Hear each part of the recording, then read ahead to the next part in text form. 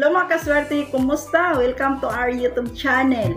Yes, shoutout po sa lahat guys. And then yung ating topic ngayon, ang ating pag-usapan ngayon, gamitin natin ang ating mobile phone kasi ang ating mobile phone pwede itong magdala ng swerte sa atin.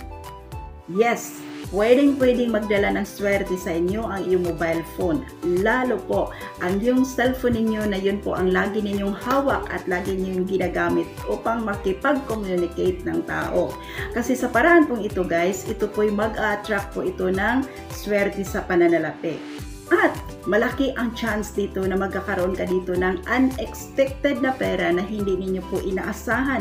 At alam po ninyo guys, hindi lang po maliit na halaga, pwede po kayong magdala dito or magdala ito sa inyo ng napakalaking halaga ng pera. Kaya kung ikaw ay isang mananaya, perfect ito sa inyo. Kasi po, once na mayroon ka nito guys, ang laki ng chance na kayo po'y mananalo. Okay po? So, ayan, gamitin po natin ang ating mobile phone, guys. Pero, guys, kailangan natin sa mobile phone natin, mayroon po tayong cover. Okay? Kagaya nito, guys. Oh.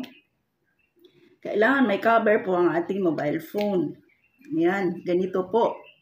So, pwede siyang transparent and then pwede din siyang hindi. Pero ako, mas deserve ko yung, gusto ko yung hindi transparent. Kasi pag may ilalagay po ako sa likod ng ating cellphone, yan, hindi siya makikita. Okay po?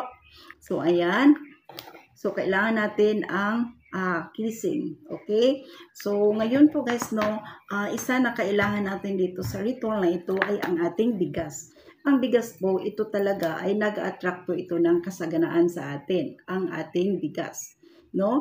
And then, ang dami na pong gumawa ng pampaswerte na pinalad po talaga gamit ang bigas. Lalo po, pagsamahan po natin ito ng dahon ng laurel. So, ito po ang dapat nating ihanda guys. At kung mayroon po kayong Chinese incenso, pwede po kayong magsindi ng Chinese incenso sa ritual na ito. And then, pwede ka rin magsindi ng kandila. So, depende na sa inyo, mamili na lamang po kayo. Chinese incenso or kandila. So, optional lamang po, okay? Pero po, para sa akin guys, mas maganda mag-wish na may kandila na nakasindi or Chinese incenso. Okay? Ang Chinese incenso, nagtataboy ng mga negative energy diyan sa lugar kung saan ka nag-manifest. Ang kandila naman, ito po'y nagdala ng liwanag para sa iyo pong kahilingan. Okay po? Yun po guys, pag nakumpleto mo na, ang bigas na ilagay mo na dito sa itong ganito po, mga clear na mga babasagin, no? Yan. Bowl na maliit. Pwede rin siyang plato guys. Kung may plato po kayong pabilog dyan, doon mo na lang ilagay ang bigas kung wala po kayong ganito na mga bowl na maliit. Okay? And then, dito po sa dahon ng laurel guys, ang gagawin natin dito, sulatan ninyo po ito ng first letter ng iyong pangalan at saka yung apelido mo. At sign ng pera. Sign ng pera guys kung saang lugar kayo. Kung US ka, so dollar sign ang isulat mo dito. At kung Pilipinas ka naman ay sa piso sign. Okay? So ngayon po, ang gagawin po natin dito guys, ito po, ilagay natin dito, ipatong natin sa bigas. Itong dahon ng laurel na may nakasulat ng first letter ng iyong pangalan at saka yung first letter ng iyong apelido. Lagay lamang dyan. Pagkatapos po guys, ang gagawin po natin dito, tanggalin muna natin ang kissing dito sa cellphone. So wag mo muna itong lagyan ng kissing. Okay? So, ang gagawin natin dito guys, ito muna, ayan, magdasal ka ng taimtim. Hilingin mo po ang kasaganaan at blessing sa iyong buhay. Tuloy-tuloy ang swerteng ipagkaloob sa iyo sa ating mahal na Panginoon guys. Dulot nito. Okay, magdasal ka ng taimtim. Pagkatapos mong nagdasal guys, itong yung mobile phone, ayan, ilagay mo po ito dito sa loob. Ayan, nakaganyan po siya guys. And then ngayon po, pausukan mo ito ng Chinese incense dito sa ilalim. Kung nakasindi yung Chinese incense mo, pausukan mo siya ng Chinese incense.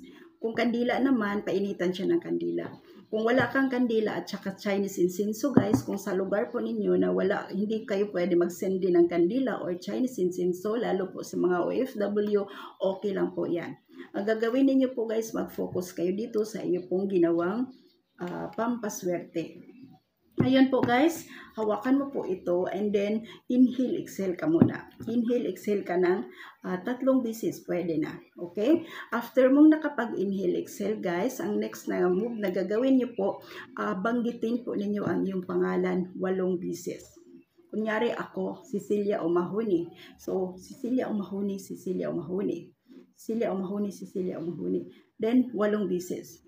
Inhale, exhale po. Pagkatapos, kung nakapag-inhale, exhale guys, kunin mo na ito guys, and then mag-wish ka dito ng taimtim.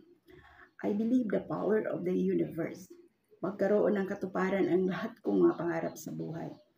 Ang pera sa akin ay hindi pahirapan. Dadaloy ang swerte sa pananalapi. Mag-success ako sa aking negosyo. Kung may negosyo ka, negosyo, sa trabaho, lahat, pwede mong banggitin yan. Ang pera sa akin ay kusang lalapit, hindi ko mapipigilan. Magbukas ang swerte na para sa akin. Yayaman ako sa taon na ito. Malaking pera sa akin ay ipagkaloob. But I believe the power of the universe to grant my wish.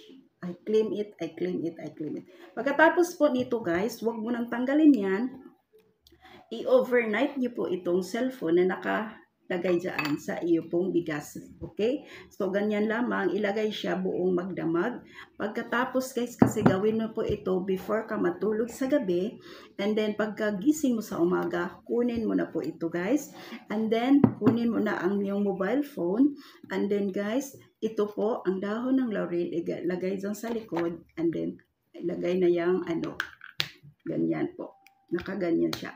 So, kailangan guys, ang iyo pong cellphone, yung casing niyo ay hindi po siya transparent para hindi siya makita. Baka magtaka yung tawa, ano yung pinaglalagay nito sa cellphone, di ba? So, mas maganda hindi siya clear. Okay po?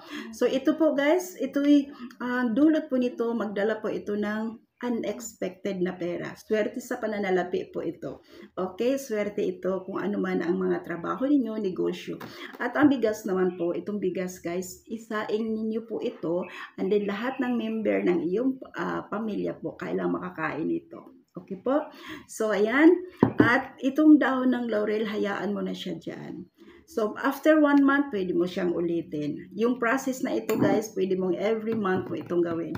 Ang importante dito, gawin mo po ito sa araw ng Biyernes or sa araw ng Martes before ka matulog sa gabi.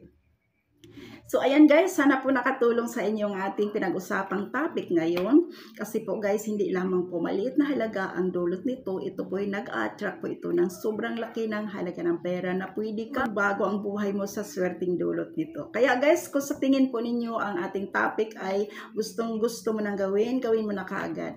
At kung sa tingin po ninyo ito po ay helpful po sa inyo, huwag po ninyong kalimutan i-like, i-share ang ating video, and then subscribe mo na rin kung hindi ka pa nakapag-subscribe. Don't forget to hit the bell button guys for notification para ma-notify ka sa mga next nating mga videos. Thank you so much everyone. God bless guys. Lagi kayong mag-ingat. Lagi natin tandaan ang 3 bagay na ito.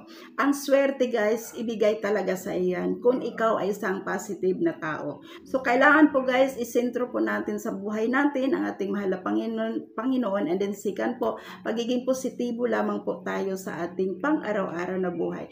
Focus ka sa mga positive na bagay, and then hard work, sipag at tiyaga. So ayan, sigurado po ako guys, kahit ano pa ang iyong mga pangarap ay makamit niyo po yan.